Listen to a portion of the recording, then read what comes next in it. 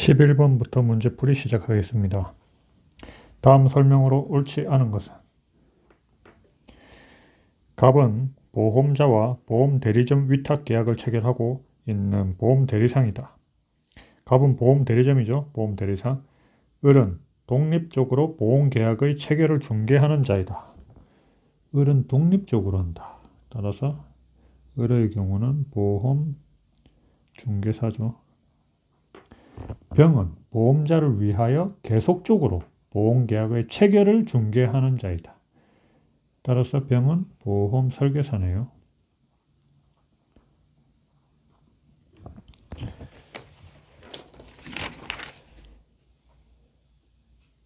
정답은 4번입니다. 을과 병은 독립된 사업자가 아니고 보험자의 피용자라는 점에서 동일한 법적 지위를 갖는다. 아니죠. 을은 독립적인 사업자죠. 보험중개사. 1번. 갑은 보험계약자 등으로부터 고지, 통지 의무를 수령할 수 있는 권한이 있으나 을, 병은 그러한 권한이 없고 특별히 위임을 받은 경우에는 고지 및 통지를 수령할 수 있다. 그렇죠. 해설해 보시면 보험대리상의 권한, 보험료를 수령할 수 있는 권한, 보험증권을 보험계약자에 교부할 수 있는 권한, 그리고 청약, 고지, 통지, 해지, 취소 등 보험계약에 관한 의사표시를 수령할 수 있는 권한, 보험계약의 체결, 변경, 해지 등 보험계약에 관한 의사표시를 할 수 있는 권한. 이렇게 있죠. 대리상의 권한. 2번. 갑은 보험계약의 체결을 대리하는 자라는 점에서 보험계약의 체결을 중개하는 을 및 병과 다른 법적 지위를 갖는다. 그렇죠. 3번. 갑은 보험계약자에게 보험계약의 체결, 변경, 해지 등 보험계약에 관한 의사표시를 할 수 있는 권한을 가진다. 그렇죠. 설명이 있었죠. 12번. 다음 설명으로 옳지 않은 것은? 정답은 2번입니다. 보험사고로 인하여 상실된 피보험자가 얻을 이익이나 보수는 당사자 간에 다른 약정이 없으면 보험자가 보상할 손해액에 산입한다? 산입하지 않죠. 해설해 보시면 상법 667조 보험사고로 인하여 상실된 피보험자가 얻을 이익이나 보수는 당사자 간에 다른 약정이 없으면 보험자가 보상할 손해액에 산입하지 아니한다. 이렇게 나와 있습니다. 1번. 동일한 보험계약의 목적과 동일한 사고에 관하여 수개의 보험계약을 체결하는 경우에 보험계약자는 각 보험자에게 보험계약의 내용을 통지하여야 한다. 그렇죠. 이건 중복보험에 관한 규정이네요. 중복보험. 3번. 당사자 간의 보험가액을 정하지 아니한 때에는 사고 발생 시의 가액을 보험가액으로 한다. 맞죠? 이거는 미평가 보험에 대한 설명이죠. 4번. 운송보험계약의 경우 보험사고가 운송보조자의 고의 또는 중대한 과실로 인하여 발생한 때에는 이로 인한 손해에 대하여 보험자는 면책이다. 그렇죠. 13번. 손해방지 의무에 관한 설명으로 옳은 것은? 정답은 2번입니다. 손해방지 의무는 보험사고가 발생하면 개시된다. 그렇죠. 보험사고를 전제로 한 의무입니다. 1번. 해상보험에서 보험자는 보험의 목적의 안정과 보존을 위하여 지급할 특별 비용을 보험가액의 한도에서 보상하여야 한다. 이거 보험가액이 아니죠. 보험금액의 한도죠. 보험금액. 보험가액이 뭡니까? 보험가액은 내 재산의 가치를 현재 시가로 나타낸 것입니다. 따라서 법률상 최고 보상 한도액이죠. 보험가액은 보험금액은 그럼 뭐냐? 보험자와 계약자가 합의한 금액입니다. 따라서 보험자가 지급할 최고 한도액이죠. 3번. 보험계약자와 피보험자가 경과실 또는 중과실로 손해방지 의무를 위반한 경우 보험자는 그 의무 위반이 없다면 방지 또는 경감될 수 있으리라고 인정되는 손해에 대하여 배상을 청구하거나 지급할 보험금과 상계하여 이를 공제한 나머지 금액만을 보험금으로 지급할 수 있다. 아니죠. 경과실이 아니고 고의죠. 고의 또는 중대한 과실로. 4번. 손해방지 비용은 손해의 방지와 경감을 위한 비용을 의미하므로 보험자가 보상하는 비용은 필요비에 한정한다? 아니죠. 필요 또는 유익한 비용이죠. 필요 또는 유익한 비용. 14번. 책임보험에 관한 설명으로 옳지 않은 것. 3번. 제3자는 피보험자가 책임을 질 사고를 입은 손해에 대하여 보험금액 한도 내에서 보험자에게 직접 보상을 청구할 수 있으며 이 경우 보험자는 피보험자가 그 사고에 관해서 가지는 항변으로서 제3자에게 대항할 수 없다? 대항할 수 있죠. 대항할 수 있다. 1번. 책임보험계약은 보험사고가 보험기간 중에만 발생을 하면 약관에 따라 보험금 청구는 보험기간이 종료한 이후에도 가능하다. 그렇죠. 우리가 예를 들어서 자동차 사고가 우리 보험기간 중에 발생을 하잖아요. 예를 들어서 자차 보험의 보험기간 중에 발생을 하면 그 보험금 청구는 보험기간 종료하는 이후에도 청구할 수 있는 거하고 마찬가지입니다.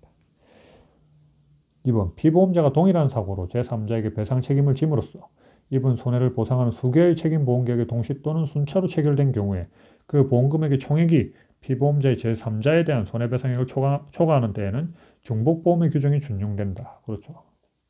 4번. 피보험자가 제3자에 대하여 변제 승인 화해 또는 재판으로 인하여 채무가 확정된 때에는 지체 없이 보험자에게 이를 통지하여야 한다. 맞습니다. 15번. 선박보험증권의 기재사항으로 옳지 않은 것은 선박보험증권의 기재사항은 상법 695조 상법 695조를 보면 해상보험증권에는 제666조에 계기한 사항 외에 다음 사항을 기재하여야 한다 하면서 1호에서 선박을 보험에 붙인 경우에는 그 선박의 명칭, 그 다음에 국적과 종류, 선박의 국적과 종류 및 항해의 범위 이렇게 되어 있고 3호에는 보험가액을 정한 때에는 그 가액, 보험가액을 정한 때는 그 가액이라고 되어 있고 그 다음에 2호에서 적하를 보험에 붙인 경우에는 선박의 명칭, 국적과 종류, 선적항, 양육항 및 출하지와 도착지를 정한 때는 그 지명 이렇게 되어 있습니다.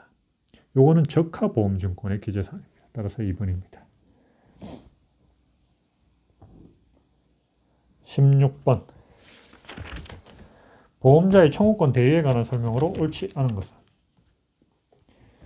2번이죠. 임보험은 청구권 대위가 적용되지 않으므로 상해보험의 경우 당사자의 약정이 있더라도 청구권 대위가 적용되지 아니한다.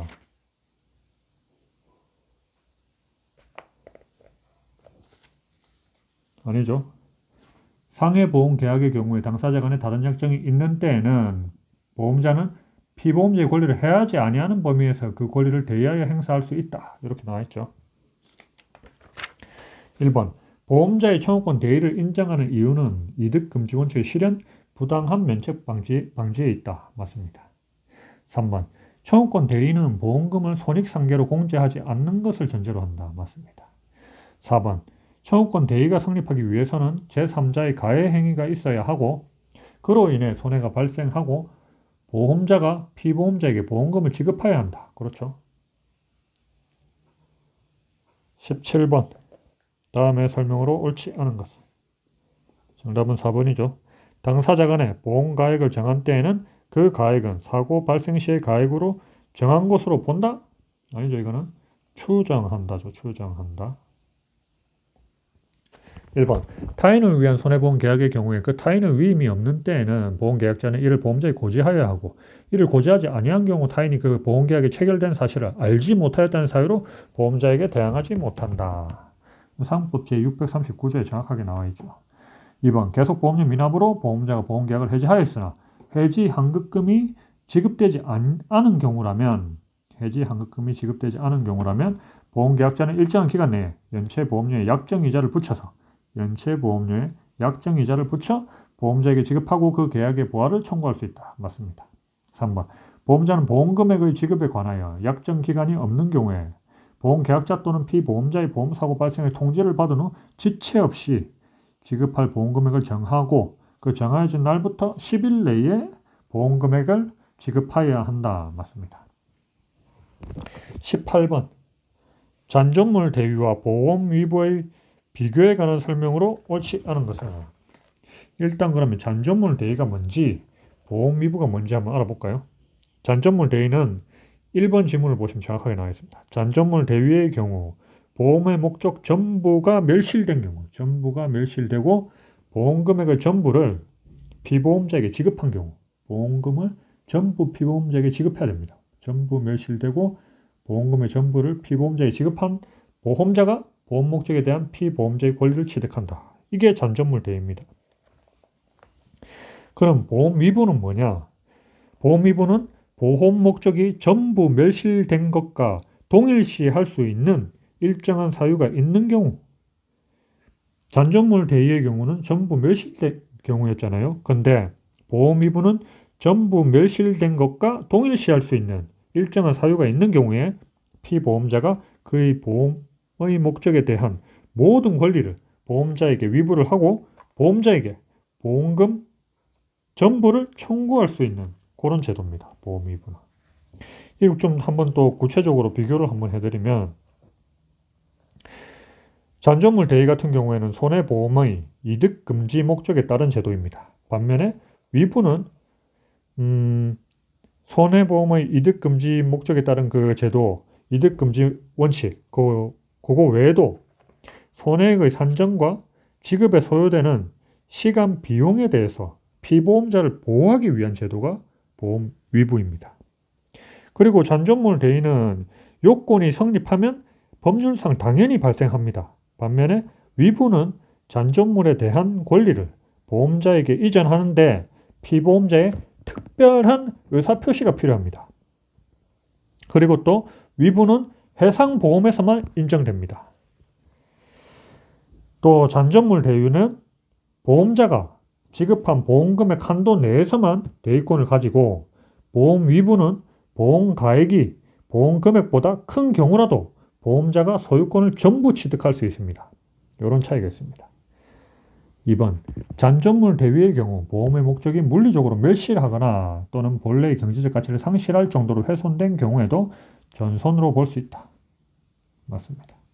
3번, 보험 위부의 경우 선박의 전부가 2개월간 분명하지 않은 때 그 선박의 행방이 불명한 것으로 하고 이를 전손으로 추정합니다. 4번, 보험 위부에서 보험자가 위부를 승인하지 아니한 때에 피보험자는 위부의 원인을 증명하지 아니하면 보험금액의 지급을 청구하지 못한다. 그렇습니다. 19번, 피보험자인 갑은 보험자와 보험가액이 1억 원인 자신 소유의 건물에 대하여 보험금액을 6천만 원으로 하는 화재보험에 가입하였다. 보험가액이 1억 원인데 6천만 원에 가입했네요. 일부 보험. 그러나 제3자인 을의 방화로 6천만 원의 손해가 발생하였다. 손해액이 6천이네요. 이에 따라 보험자는 일부 보험 법리에 따라서 보험가액 비율인 10분의 6, 3,600만 원을 갑에게 지급하였다. 그런데 을의 변제 자력이 4천만 원인 경우 피보험자 우선설에 따라서 보험자가 을에게 청구할 수 있는 금액은 얼마인가 이랬죠. 우선설에 따라서 했으니까 피보험자 갑이 을로부터 먼저 손해배상을 받고 그러고도 남은 금액이 있으면 보험자가 이를 대위하는 겁니다. 이 해설에서 보다시피 피보험자 갑 손해 6천만 원 중에서 보험자로부터 3,600을 지급받았죠. 그리고 을에 대해서 그러면 나머지 2,400만 원 부족하잖아요. 이걸 청구할 수가 있고, 을의 변제 자력이 4천이니까 보험자가 을에게 청구할 수 있는 금액은 4천에서 2,400 빼고 1,600만 원이네요. 20번, 화재보험에 관한 설명으로 옳지 않은 것은 1번, 보험자는 화재 손해 감소에 필요한 조치로 인하여 생긴 손해에 대해서는 다른 약정이 있는 경우에 한해서 보상할 책임이 있다. 아니죠. 상법 제684조 보험자는 화재의 소방 또는 손해의 감소에 필요한 조치로 인하여 생긴 손해를 보상할 책임이 있다. 이렇게 되어 있잖아요. 요게 상법 680조의 그 손해 방지 경감 비용을 보험자가 부담하는 것과 같은 그 취지입니다. 따라서 다른 약정이 있는 경우에 한해서 보상하는 게 아닙니다. 2번, 보험자는 화재의 소방에 필요한 조치로 인하여 생긴 손해를 보상할 책임이 있다. 그렇죠. 3번, 건물을 보험의 목적으로 한 화재보험증권에는 그 소재지뿐만 아니라 그 구조와 용도도 기재하여야 한다. 맞습니다. 4번, 집합된 물건을 일괄해서 화재보험의 목적으로 한 때에는 피보험자의 사용인의 물건도 보험의 목적에 포함된 것으로 한다. 그렇죠.